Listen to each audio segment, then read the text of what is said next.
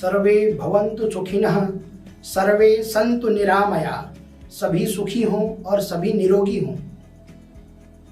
फटाफट न्यूज के वास्तु ज्योतिष और जीवन इस प्रोग्राम में सभी दर्शकों का बहुत बहुत स्वागत।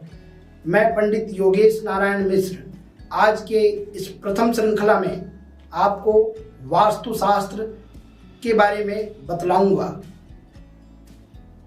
मित्रों, जब भी कोई गृह निर्माण के बारे में सोचता है तो वह सबसे पहले वास्तु के बारे में चर्चा करता है कि हमारा निर्माण वास्तु सम्मत हो।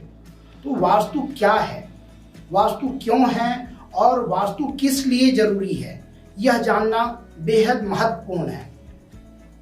पौराणिक काल से ही अगर बात करें वास्तु की उत्पत्ति की, तो जब अंधकासुर का वध भगवान शिव करने लगे तो उस समय उनके पसीने की एक बूंद से एक विशाल दैत्य की उत्पत्ति हुई, जिसका नाम वास्तु पुरुष रखा गया, जो कि पूरे तीनों लोकों को ग्रसने में समर्थ था। तब सारे देवता मिलकर उसको ब्रह्मा जी के पास लाए और बोले कि इनका नाम, तो ब्रह्मा जी ने ही उनका नामकरण वास्तु पुरुष के रूप में किया और उनको अपना मानस पुत्र कहा। और जो इतना सामर्थ्यवान था कि तीनों लोगों को ग्रसने में समर्थ था, तब उसको देवताओं ने निवेदन किया कि आप जब इतने सामर्थ्यवान हैं, जब आपकी उत्पत्ति हुई है तो हम तो आपके सामने नगण्य हो जाएंगे। इसलिए ब्रह्मा जी के आदेश से वह भूमिगत औंधे लिटा दिए गए और उनको यह आशीर्वाद दिया गया कि आप प्रत्येक भूखंड में आपका वास होगा और आपके आधार पे ही घर की संरचना सुनिश्चित की जाएगी। जिस वास्तु पुरुष का पैर नैऋत्य और सिर ईशान कोण में है, वो औंधा लेटा हुआ है। तो इस तरह से वास्तु पुरुष की उत्पत्ति हुई। अब वास्तु का हमारे जीवन में वैज्ञानिक महत्व क्या है, ये समझते हैं। देखिए, यह शरीर पंच तत्व से बना है। आज हमारा शरीर चाहे जैसा हो, 98.5, 98.4, 98.4 फ़ारेनहाइट का तापमान सुनिश्चित है, यानी हमारे अंदर एक हीटर है। तो अग्नि तत्व है, जल से 70% भाग हमारे शरीर का जल है। तो जल, अग्नि और हम सांस लेते हैं वायु, पृथ्वी तत्व नाक है। इस तरह से पांचों तत्व का समन्वय हमारे शरीर में है। और वही यत पिंडे यत ब्रह्मांडे तत्पिंडे, जो ब्रह्मांड में है वह पिंड में भी है। तो उस ब्रह्मांड से पिंड का जो संबंध है वही वास्तु है। आज हम उस वास्तु को किसी धर्म से जोड़कर देखते हैं, लेकिन यह सोचना बिल्कुल गलत है। आज वास्तुशास्त्र की प्रामाणिकता ने विश्व को दिखला दिया है कि यह किसी धर्म विशेष से नहीं, बिल्कुल पूरी तरह से वैज्ञानिक है। जहां पर भी घर का निर्माण वास्तु सम्मत होता है, वहां हमने बिल्कुल प्रयोग करके ये देखा है कि वहां के रहने वाले लोग सुखी होते हैं।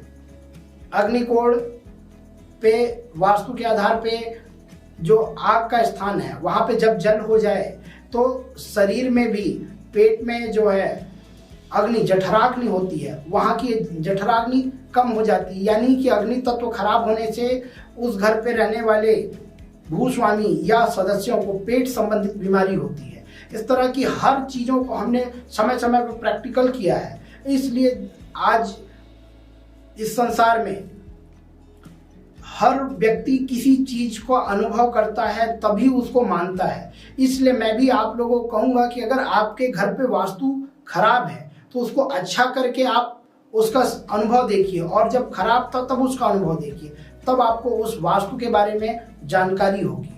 और वास्तु आपका जीवन जीने का एक ढंग है। वह यह नहीं है कि हाँ आप पूजा कक्ष बनाएं, आप कोई भी धर्म से हो आप पूजा करें, ऐसा नहीं। आप अगर किसी भी धर्म को मानने वाले हैं, लेकिन आपका जो उपासना वाला जगह है वो एक सुनिश्चित होना चाहिए। और इसके निर्माण का जो हमारे वेद काल से ही आगम तंत्रों में विशेष उल्लेख है। अग्नि पुराण, वायु पुराण आदि में भी वास्तु के बारे में बहुत अच्छी जानकारी दी गई है। सम्रांगण सूत्रधार एक ऐसा ही ग्रंथ है, राजा भोज के द्वारा, भोजराज कृत है। तो इस तरह से वास्तु से संबंधित बहुत सारे ग्रंथ हैं जो वास्तु की एक एक छोटी छोटी जानकारी प्रदान करते हैं।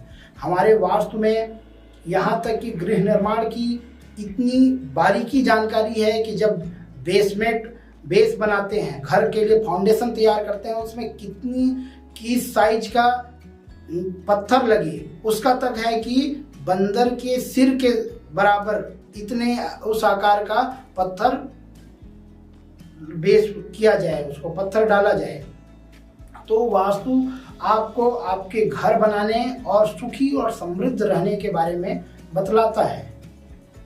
एक और उदाहरण मैं आप लोगों को बताना चाहूँगा कि आज देखिए भारत में 18वीं शताब्दी 19वीं शताब्दी तो बड़ी बात नहीं है। इधर 9वीं शताब्दी से लेके बहुत प्राचीन भवन और मंदिर वास्तुकला से संपन्न होने के कारण आज भी बिल्कुल सुरक्षित खड़े हुए हैं। बल्कि उसके बाद बने हुए जो बिना वास्तु के बने हुए भवन बड़े बड़े भूकंपों या फिर प्राकृतिक आपदाओं पे भी ढह गए, लेकिन जहां वास्तु सम्मत निर्माण है वह आज भी अपने वास्तु के परचम को लहरा रहा है। इसलिए मित्रों, वास्तु आपके जीवन को सुखी और समृद्धि बनाने की एक कला है। हम वास्तु के इस कला को आपके जीवन में को सुखमय बनाने के लिए इस ज्योतिष वास्तु और जीवन प्रोग्राम में आगे हर एक विषय बिंदु पर अलग अलग विस्तार से चर्चा करेंगे। ईशान कोण का महत्व क्या है और ईशान कोण में को आप कैसा रखें, या आग्नेय कोण में आपको क्या बनाना चाहिए, क्या रखना चाहिए, नैऋत्य का क्या महत्व है, ब्रह्म स्थान क्या है, सीढ़ी कैसा हो वास्तु सम्मत, ये सारे अलग अलग प्रोग्राम श्रृंखला में आपको दिखलाए जाएंगे। फटाफट न्यूज के इस कार्यक्रम में आगे भी आप बने रहें। धन्यवाद।